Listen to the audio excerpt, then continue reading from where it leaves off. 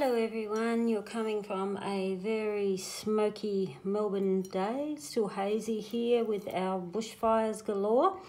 So your weekly reading, I am using my starter kit of tea leaf reading charms, and these are a kit of 50 charms. They actually mirror a lot of my card decks in the tea leaf reading cards, and I know lots of people say, love that red swan, Karen, where'd you get it? It is a vintage glass swan, and many years ago people actually used to use these as an ashtray, even my elderly mum included. But I'm using my starter kit and I'm using one of my mats. Now this mat here, this is a reversible, it's flexible, you can roll them, squish them up, what have you. This one's got two sides. This is the numerology grid. And when we are looking at a numerology grid, we start 1, 2, 3, 4, 5, 6, 7, 8, 9, depends on your teachings and what you may know.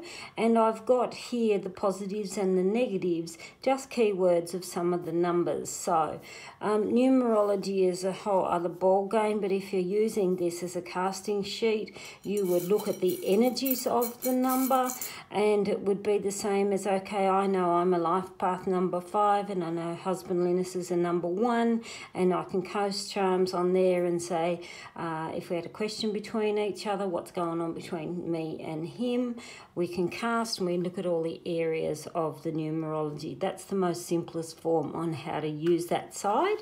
But today I'm using this side, and this I call my life wheel. And it's got 8 segments of key areas in your life. So we've got romance and partnerships, which is emotional partnerships, so it can even be friendships. We've got leisure in your social life. We've got matters of money. We have career and business. We've got family. We've got your physical environment. Now, physical environment means where you are actually placed. So are you in the right community? Are you in the right house? Are you in the right neighbourhood? And it talks about the physical environment around you. We've got health and well-being, which is body, mind, soul. And we've got spirituality and your personal growth. So what I'm doing here today for our weekly, sorry, I'm rattling. I'm just going to have a couple of sprinkles. Whoops, I'm flying off the bat here. To have a look what's going on as a general for you for the week. Okay, I'll start clockwise and I'll work my way around. You got the question mark here on a liner, which tells me it's between romance and partnership and your spirituality and personal self.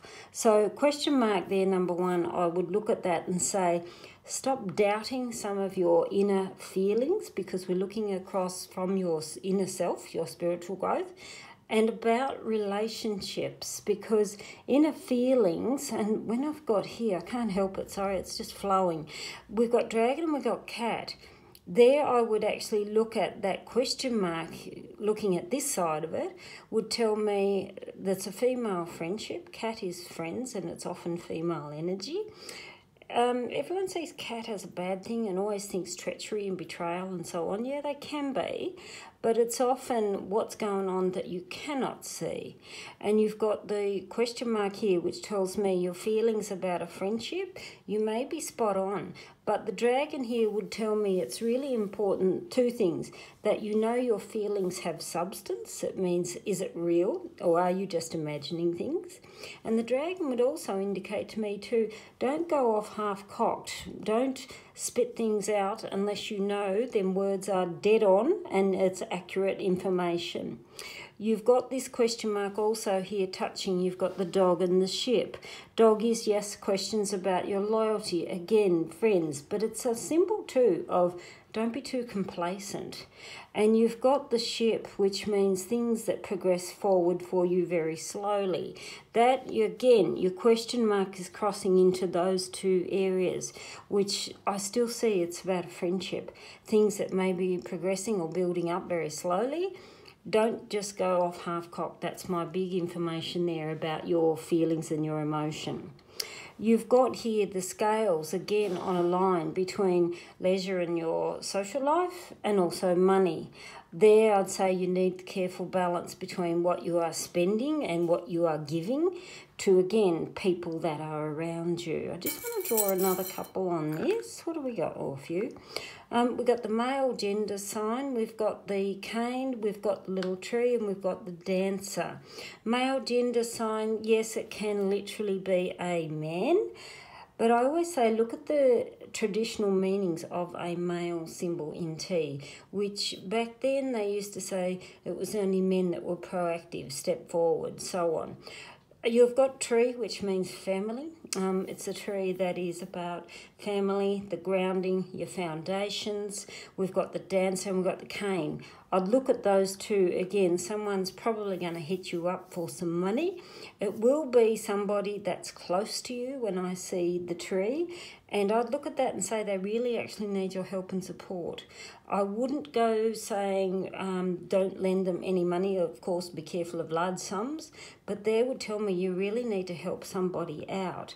That helping out by you being that little bit more giving and proactive, it not only brings good delight to you, but to the person that actually needs it.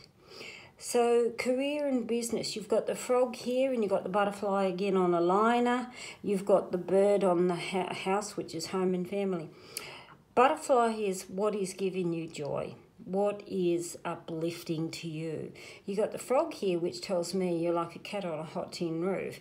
The frog would indicate your base is restless.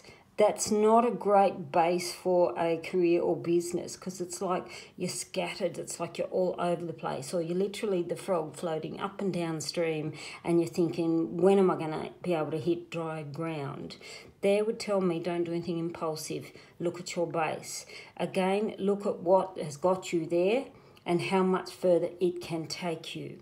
You have the bird here again on the line with home and family, which would tell me there's some communication things you need to talk about with home and family that may actually open up more joy for you and why you are feeling here so restless. Birds are messengers, and they usually are messengers that come through quite quickly. We have on your physical environment, you've got the female gender sign, you've got the lion and the monkey. Physical environment, like I said, is where you are currently situated. Are you in the right place of living? Are you in the right suburb? Are you in the right headspace even for your environment? Is there social connections with where you live and so on? You've got the lion, which tells me it's up to you to take control. The female energy here would tell me do it on the softer side.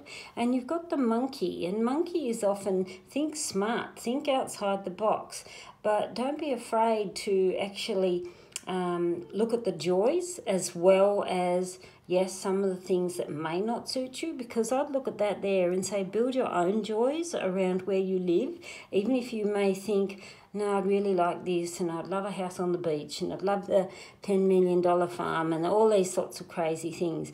Make what you have your castle is the best thing I can say, because your lion here is be proud of the achievements that you have made.